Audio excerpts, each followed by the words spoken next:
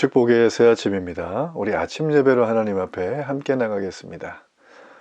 오늘은 에베소서 4장 7절에서 16절까지의 말씀을 묵상하면서 이 아침 하나님을 만나는 은혜와 감격이 있기를 바랍니다.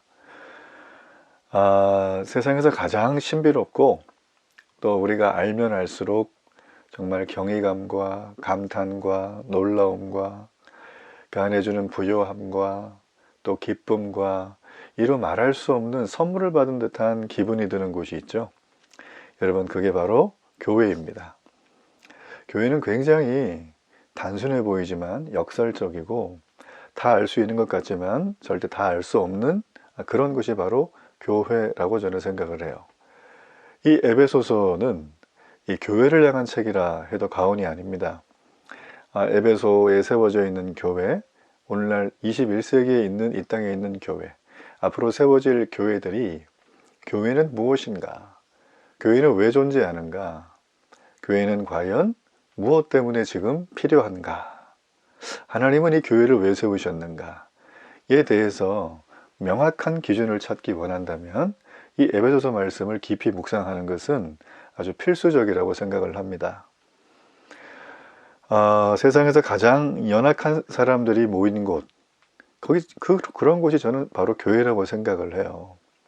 그렇지만 우리가 하나 기억해야 될 것은 이 연약함 때문에 우리가 강하고 서로 사랑하고 기다려주고 섬겨주는 연약함이 오히려 강함의 근거가 되는 놀라운 역설의 공동체로 세워간다는 거죠. 우리는 삶 속에 늘 완전하고 완벽한 모습으로 살려고 하는데 여러분, 하나님은 이 연약한 자를 세워서 사용하십니다. 우리가 구약에도 보면 작고 아주 비천한 족속이었던 이스라엘을 하나님은 아무 이유 없이 택하셨죠. 그리고 그들을 통하여 하나님의 구원의 역사를 보여주셨어요. 우리도 마찬가지죠. 여러분, 그렇기 때문에 내가 구원받고 하나님의 자녀가 되어서 이렇게 말씀을 아침마다 묵상할 수 있고 기도할 수 있고 하루를 살아간다는 건 세상의 기적 중에 이런 기적은 없습니다. 오늘도 이 기적의 아침이 여러분에게 기적의 하루가 되기를 축복합니다. 자, 우리가 오늘 살펴야 될 이 본문은 말 그대로 우리가 세 가지 정도로 좀 나눠볼 수가 있습니다. 제일 먼저는 무엇이냐면 하나님이 우리에게 선물을 주셨어요. 그리고 또 하나는 그 선물을 가지고 오직 한 분이신 그리스도께까지 자라나라고 말씀하십니다. 이렇게 자라나게 되면 한 몸으로 한 공동체로 교회가 세워지게 된다, 이렇게 되어진다는 얘기를 우리에게 보여주고 있습니다. 자, 우리가 그런 것들 하나씩 좀 살펴보기를 원합니다. 자, 그리스도께서 성도에게 선물로 주신 것은 바로 은사와 직분입니다. 우리 말씀에 보면 7절에 나오죠. 우리 7절 말씀에 보면 우리 각 사람에게 그리스도의 선물의 분량대로 은혜를 주셨나니, 이렇게 되어져 있어요. 다른 번역 성경에는 분량대로 은혜를 받았습니다, 이런 말도 되어져 있죠. 자, 하나님이 이 땅에 성도들에게 은사로, 직분으로 선물을 허락해 주셨어요. 예수님께서는 이 땅을 살아가시면서 자신의 일을 다 감당하시고 십자가에 죽으시고 부활을 승천하시면서 구원을 완전히 이루시고 승리하시는 모습을 보여주십니다. 그리고 그 승리의 열매로 우리에게 선물을 주신 것이 바로 은사와 직분이에요. 은사와 직분은 모든 성도에게 주셨다는 걸 여러분 기억할 필요가 있습니다. 시편에 이런 말씀이 잘 나오죠. 바울은 이 은사와 직분을 모든 성도에게 줬는데 그 목적이 바로 무엇일까? 바로 서로 섬기며 그리스도의 몸인 교회를 세우게 하기 위함이라고 우리에게 말을 해주고 있습니다. 여기 아주 유명한 말씀이 있죠. 우리에게 주신 이 교회를 세우기 위해서 바울이 기록한 내용 중에 아주 특징적인 게 나옵니다. 자, 우리 11절 말씀이죠. 여기 보면 그가 어떤 사람은 사도로, 어떤 사람은 선지자로, 어떤 사람은 복음 전하는 자로, 어떤 사람은 목사와 교사로 삼으셨다라고 되어져 있습니다. 자, 여러분, 여기에 대한 여러 해석들이 있지만 먼저 저는 좀 개혁주의적인 입장으로 이 해석을 좀 볼 필요가 있어요. 복음주의 안에서 우리가 이 견지하는 부분을 좀 봐야 합니다. 여기서 사도는 뭐 예수님의 12제자, 이 사도를 말하는 것인가? 그게 아니라 12제자의 사도성을 계승한 사람들을 말해요. 그럼 뭘까요, 사도는? 바로 예수 그리스도의 제자들을 말하죠. 예수 그리스도의 제자가 한 게 뭐죠? 예수님의 메시지, 그 메시지를 세상에 선포했어요. 그 메시지는 바로 이 땅에 죄로 깨어진 세상, 하나님이신 예수님이 오셔서 이 모든 죄를 십자가에 승리하셨다. 우리는 이제 이걸 믿음으로 받아들일 때 하나님의 자녀가 되는 놀라운 권세가 주어진다. 바로 이 그리스도의 메시지를 선포하고, 그리고 이 메시지에 동의하고 믿음으로 받아들인 사람들이 모여서 함께 교회를 세우라는 명령을 받은 사람들입니다. 여러분, 정말 중요합니다. 복음이 전해지는 곳은 어느 곳이나 교회가 세워집니다. 교회는 자주 말씀드리지만 건물도 아니고 조직도 아니고 사람 그 자체도 아니에요. 교회는 바로 예수 그리스도를 믿음으로 받아들인 이제 제자의 삶을 살겠습니다. 이 땅에 허락하신 모든 내 소유물, 관계를 가지고 하나님이 원하시는 일에 순종하며 쓰겠습니다 라고 선포하는 게 바로 제자의 삶을 살아가는 사람들이에요. 교회를 다니는 많은 분들이 이 땅에 뭐 저희 교회도 포함해서 바로 이 제자의 삶을 온전하게 살아가기 위해서 우리가 모여서 양육받고 훈련받고 하나님께 예배하고 서로 격려하고 만남을 가지고 하는 거 아니겠습니까? 여러분, 이런 과정들을 통해서 이 세상에 우리가 발 담그고 살고 이 지상의 땅을 살면서 각양각색의 헤쳐나가기 어려운 여러 가지 주제들이 올 때 우리는 그걸 혼자 하지 않고 바로 이 사도들의 공동체인 교회와 함께 세워간다는 것이죠. 여러분, 그래서 이 사도에 대한 부분은 이렇게 좀 정리할 필요가 있고요. 선지자는 무엇인가? 또 어떤 사람은 선지자로, 이 선지자는 교회가 직면한 상황에 적합한 하나님의 메시지를 전달하는 사람들을 말해요. 꼭 목사님을 얘기하는 건 아닙니다. 목회자를 얘기하는 건 아니에요. 또 하나, 복음 전하는 자가 나오죠. 이 복음이라는 얘기는 이 헬라어로 보면 유앙겔리온이에요. 자, 이것과 관련된 유앙겔리스테스라고 하는 사람들인데, 풀어 말하면 복음을 전하는 사람들이에요. 복음을 전하는 사람들. 그러니까 복음을 전하는 사람들은 바로 우리들을 말하는 거죠. 자, 그리고 목사라는 단어가 나와요.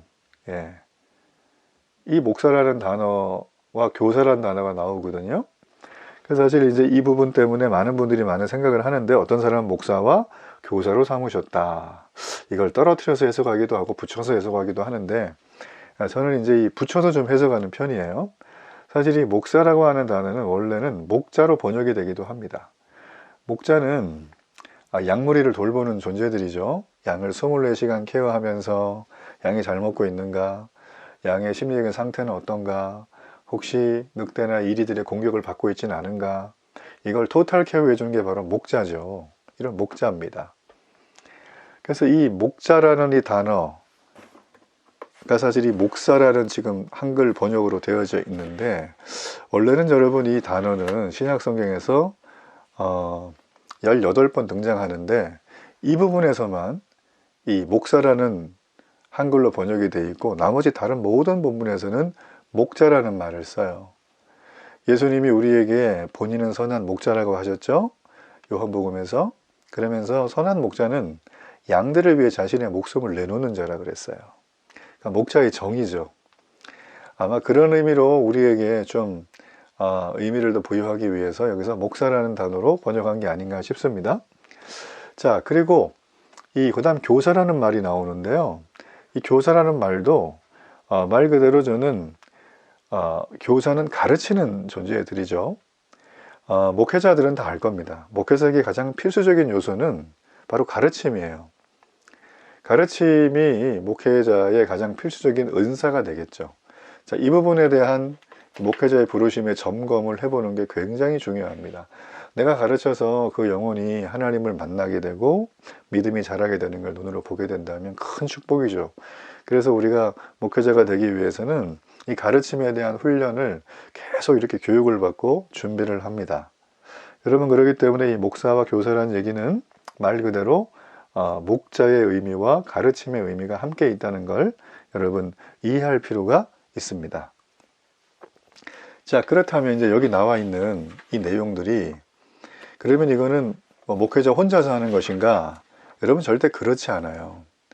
주님이 선물로 주신 이 은사와 직분을 가지고 우리 성도들, 각 성도들이 교회 안에서 이런 다양한 방식으로 섬기는 거예요. 어떤 사람은 복음 전하는 자로, 어떤 사람은 목사와 교사로, 어떤 사람은 선지자로, 어떤 사람은 사도로, 한 사람이 다라는 소리가 아닙니다. 모든 교회 안에 있는 지체들은 자신의 은사를 발견해야 됩니다. 그리스도께서 구원의 완성을 통해서 주신 승리의 열매요 선물인 은사를 발견하고, 그리고 자신의 직분을 맡아야 되는 거예요. 예외가 없습니다. 예외가 없습니다. 그래서 여러분이 기도할 때마다 바울이 했던 이 권면을 새겨들을 필요가 있습니다. 그리스도께서 은사와 직분을 성도들에게 주신 목적은 아주 분명해요. 바로 그리스도의 몸인 교회를 세우게 하기 위함입니다. 교회를 세우게 하기 위함이란 이 은사와 직분이 여러분에게 지금 어떤 게 있는지 저는 잘 모르겠어요. 그렇지만 여러분은 기도하셔야 돼요. 그리고 말씀 앞에 하나님, 내가 어떤 은사가 있을까요? 내가 어떤 직분이 있을까요? 하나님, 저를 불러주셨으니까 알려주세요. 이렇게 하나님의 목적을 깨달아 알고자 하는 마음을 가지고 주님 앞에 엎드리는 것이 매우 중요한 부분이라고 할 수가 있습니다. 자, 우리가 또 하나 여기서 살펴야 될 부분은 바로 이렇게 은사와 직분을 주신 것들을 우리가 구하고 깨닫게 된다면 이제 자연스럽게 이 그리스도의 몸인 이 몸의 지체들을 향하여, 이 몸을 향하여 지체들이 섬길 때 이 몸이 점점 건강해지는 거예요. 자, 이 방식은 어떻게 되어지는가? 바로 우리가 여기 말씀에 나와 있죠? 예, 우리 13절입니다. 우리 13절의 말씀을 함께 한번 읽어보겠습니다. 우리가 다 하나님의 아들을 믿는 것과 아는 일에 하나가 되어 온전한 사람을 이루어 그리스도의 장성한 분량이 충만한 데까지 이르리니 라고 되어져 있어요. 바로 이 하나님의 교회가 온전히 성장하기 위해서는 모든 성도들이 그리스도를 믿는 것과 아는 것에 하나가 되라고 말을 합니다. 우리가 하나님의 아들이신 예수 그리스도를 구주로 믿죠. 구주로 믿어요. 어떤 과정을 통했는지 사람마다 다르긴 하지만 우리가 믿음을 받아들였을 것입니다. 자, 그렇다면 이 진리이신 복음이신 이 그리스도를 알아가는 일을 멈추지 말아야 돼요. 모든 성도가 온 마음을 다해서 이 복음을 알아가는 일에 전심전력할 때 그 교회는 건강하게 성장을 할 수가 있습니다. 만일에 여러분 이 일을 게을리하거나 등한히 하게 되면 어떤 일이 벌어질까요? 바로 하나님이 주신 각 성도에게 주신 선물의 목적을 우리가 위반하게 되는 거겠죠. 주님은 우리에게 그리스도의 장성한 분량에 충만한 데까지 이르라고 이걸 주셨는데 만일에 이걸 하지 않으면 어떻게 됩니까? 14절이죠. 어린아이처럼 된다고 합니다. 여러분, 어린아이의 특징이 뭘까요? 어린아이의 특징? 속임수와 간사한 유혹에 쉽게 빠지게 되는 거죠. 여러분, 이 땅은 우리가 속이거나 그러면 법치주의 국가니까 법의 심판을 받을 수 있죠. 여기서 말하는 속임수는 그런 속임수를 말하는 게 아닙니다. 아주 쉬운 예를 하나 들어볼게요. 나는 여러분 행복하셔야 됩니다 라고 하면서 행복에 대해서 세상에 던져주는 몇 가지 아젠다들이 있습니다. 행복하기 위해서는 좋은 직업을 가져야 된다. 그래서 어릴 때부터 너는 그 직업을 갖기 위해서 초중고는 이렇게 공부해야 되고 대학은 여길 나가야 되고 끝나고 나면 이런 스펙을 쌓고 이렇게 해가지고 이러이런 직장을 통해서 나중에 이 직업을 가야 된다. 그 애들이 그러죠. 뾰루뚱하게 쳐다봐요, 부모님을. 왜 그러지 아세요? 그럼 그때까지 나는 계속 이런 내가 별로 그렇게 원하지도 않는 거 해야 돼요? 이제 이렇게 쳐다보는 얼굴이에요. 그러니까 이루어질지 안 이루어질지도 모르는 장래의 그 행복이라고 하는 하나의 목적지, 그걸 이루기 위해서 내가 지금 열심히 참고 하기 싫은 거 해야 되고 막 이렇게 자기를 갈아 넣는 걸 1, 20년을 쭉 해야 되는 거예요. 길면 30년까지. 자, 그런데 여러분 그렇게 갔는데 내가 원하던 그 자리에 딱 올라가는 순간 나한테 그동안 기다렸던 행복이 문 밖에서 아주 충만하게 포화 상태로 있다가 문을 여는 순간 와르르 하고 쏟아지던가요? 그렇지 않죠. 여러분, 그렇지 않습니다. 인생을 살아보신 분들은 다 알아요. 자, 어린아이와 같은, 어린아이가 쉽게 빠져드는 거 있죠? 그게 바로 속임수와 간사한 유혹을 말하는 거예요. 그래서 온갖 교훈의 풍조에 밀려 다니는 거죠. 누가요? 어린아이가. 그죠? 그래서 이 어린아이처럼 되지 않게 하기 위해서 하나님이 우리에게 그리스도의 장성한 분량에 이르는 데까지 목적을 두고 인생을 살아가라고 말을 하는 것입니다. 자, 또 하나의 목적은 뭘까요? 15절의 말씀입니다. 오직 사랑 안에서 참된 것을 하여 범사에 그에게까지 자라라, 이렇게 되어져 있어요. 자, 여기 보면 참된 것이라는 단어가 나오는데 이게 이제 세번역 성경에 보면 진리를 말하고 살면서 라고 되어져 있어요. 이 참된 것이란 말은 뭐 이게 진짜 참이야? 거짓이야? 이런 의미가 아니라 우리가 복음이신 그리스도를 내게 주인으로 받아들이고 제자의 삶을 살고자 결심하고 하나님의 선물인 은사와 직분을 싹 받았어요. 그런 다음에 우리를 어떻게 해야 돼요? 받고 가만히 있는 게 아니라 이 진리를 돌아다니면서 내 일상 속에서 만나는 그들에게 말하는 겁니다. 그리고 그들에게 말만 하면 되는 게 아니라 그 말한 걸 가지고 삶으로 살아가는 것이죠. 여러분, 그것이 바로 예수 믿는 여러분이, 성도인 여러분이, 제자인 여러분이 그리스도에게까지 자라는 방법이고 모습이라는 걸 우리에게 보여주고 있는 것입니다. 굉장히 간단하죠? 네. 정리를 하자면 우리가 온전한 성도라면 예외 없이 그리스도를 더욱 알아가고 닮아가기 위해서 힘쓰는 삶을 우리의 삶의 기준을 두고 세팅을 해야 한다는 거죠. 저 많이 봤습니다. 정말 많이 봤어요. 정말 많은 분들이 자신의 어떤 처음에 교회에 오는 이유와 그런 내용들이 있어요. 그 이유를 가지고 오시거든요. 근데 그 이유를 이렇게 벗어나지 못하면, 그 이유를 넘어서질 못하면 이유가 충족이 되면 떠나고 충족이 안 돼도 떠나요. 예. 그래서 여러분, 우리는 이유를 충족하기 위해서 교회 오는 게 사실은 아닙니다. 처음에 올 때는 그렇게 올 수 있겠지만 하나님이 그 이유를 주신 이유는 무엇이냐면 여러분을 사랑하셔서 부르시기 위함이에요. 그게 어떤 사람에겐 고통일 수 있고 육체의 질병, 영혼의 아픔, 관계의 트러블, 살아가는데 재정적인 어려움, 아무리 해도 안 되는 칠흑 같은 폭력과 흑암과 같은 삶, 각종 중독, 이런 거일 수 있습니다. 여러분, 그런 것들은 여러분을 정말 지옥으로 끌고 가는 것처럼 보이지만 영적인 눈으로 보시라는 거예요. 우리를 부르시는 하나님의 사건이다. 우리를 부르셨다면 이제 믿는 거죠. 믿기 시작을 했다면 우리는 그분을 진심으로 나의 구주로 믿고 복음을 따라 믿음으로 살아가는 일에 헌신하는 성도가 되어야 합니다. 그래서 예수님을 알아가는 것을 닮아가기 위해서 힘쓰는 거예요. 저희 데일리 교회는 여기에 아주 최적화된 목회적인 양육과 훈련, 예배와 섬김과 교제, 이런 것들을 저는 초집중을 하고 있고 앞으로도 계속 그럴 겁니다. 저희 교회는 아주 심플해요. 오시는 분 다 아시지만 주일에는 말씀 중심으로 강해 설교를 합니다. 본문 중심으로. 수요일날 같은 경우에는 여러분이 스스로 성경을 읽을 수 있도록 바이블 클래스를 합니다. 성경 개관 통독을 하는 거죠. 그리고 나머지는 양육을 계속하고 또 저희가 주일마다 성경대학을 하지 않습니까? 그러니까 이 모든 것들은 스스로 성경을 다른 나라 책이고 외국인들이 등장하고 수천 년의 인류 역사가 다 담겨 있는, 그렇게 어찌 보면 굉장히 어려운 역사책일 수 있기 때문에 이거를 아주 능수능란하고 편안하게 보실 수 있도록 돕는 걸 제가 하는 거예요. 그래서 역사는 언제부터 나타나는가, 진짜 변화는 언제부터 나타나는가, 여러분이 성경을 열고 스스로 읽을 때부터 나타나는 거예요. 저는 그게 되기 위해서 모든 걸 다 여기에 집중을 할 겁니다. 제 목회적인 역량을.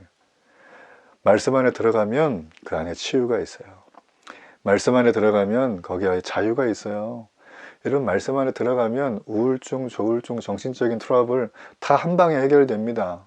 말씀 안에 들어가면 그저 그냥 아내들 치마폭이나 졸졸졸 따라다니면서 가정의 평화를 위해서 교회 간신히 오시던 10년 넘은 그런 남편들 한 방에 변화가 됩니다. 이거를 네 글자로 영적 부흥이라고 합니다.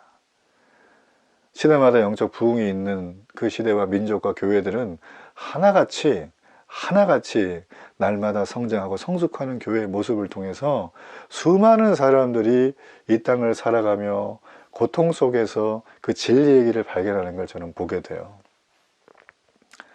여러분, 교회는 그러므로 굉장히 신비롭습니다. 교회는 내가 한마디로 정의할 수 있는 존재가 아니에요.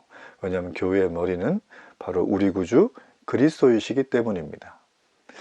자, 여러분, 그래서 이렇게 우리가 이런 진리를 추구하며 사랑과 진리이신 그리스도께까지 자라나가는 온전한 공동체가 되려고 하다 보면 이제는 16절에 그런 현상들이 드러나게 되죠. 자, 16절을 한번 함께 읽어봅니다.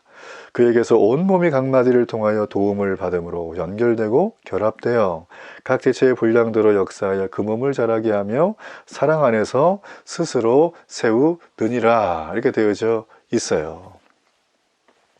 자, 이게 잘 보면 하나님이 우리를 그리스도 안에서 한 몸으로 부르셨어요. 그 몸의 머리는 그리스도예요. 우리는 뭘까요? 그 교회의 몸된 지체들 다 연결되어 있는 것입니다. 그러니까 그리스도의 몸으로서의 교회인 나는 특정한 몇 사람에게 집중하는 게 아니라 모든 성도의 성장과 성숙이 온전하게 함께 이루어질 때 거기는 성숙한 공동체로 서로 자라난다는 것입니다. 아이가 태어나면 잘 자라야죠. 무럭무럭 마음도 자라고 몸도 자라고 영적인 것도 자라고, 그래서 성숙해야 되는 거죠. 아이가 만약에 이게 안 되면 얘는 어디가 아픈 거예요. 자라지 못하게 하는 어떤 굉장히 트러블한 게 지금 있는 겁니다. 그러면 이거를 부모는 빨리 제거를 해주고 치료해주고 도와주는 역할을 해야 되는 것이다. 예수님께서는 그걸 우리에게 하시는 거죠. 그래서 여러분, 우리는 여기 말씀에 나온 것처럼 굉장히 우리가 좀 봐야 될 것 중에 하나가 무엇이냐면, 우리 16절에 금방 나온 것처럼 여기 보면 역사하여란 단어가 나오죠. 이 역사하여란 단어는 각 지체의 기능이 연합하는 거예요. 연결되고 결합이 되는 거예요. 아이들이 장난감 블록을 만들 때 하나하나 다 연결하면 나중에 하나의 작품이 나오는 것처럼 여기 나와 있는 각 지체들, 그죠? 여러분이 만약에 나는 팔이다, 나는 팔, 나는 손가락, 나는 발가락, 나는 뭐 가슴, 나는 뭐 여기 뭐 이렇게 다리, 이런 식으로 여러분은 교회에서 은사와 직분이 다 다르실 거예요.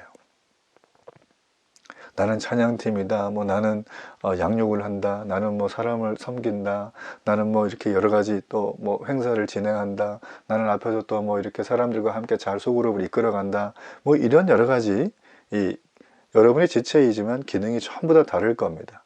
근데 여기 역사한다는 이 말은 무엇이냐면 서로 각 지체의 기능이 하나하나 연결되고 결합이 돼서 연합할 때, 그죠? 그를 통해서만 몸이 성숙하게 자랄 수 있다는 걸 우리에게 보여줍니다. 네.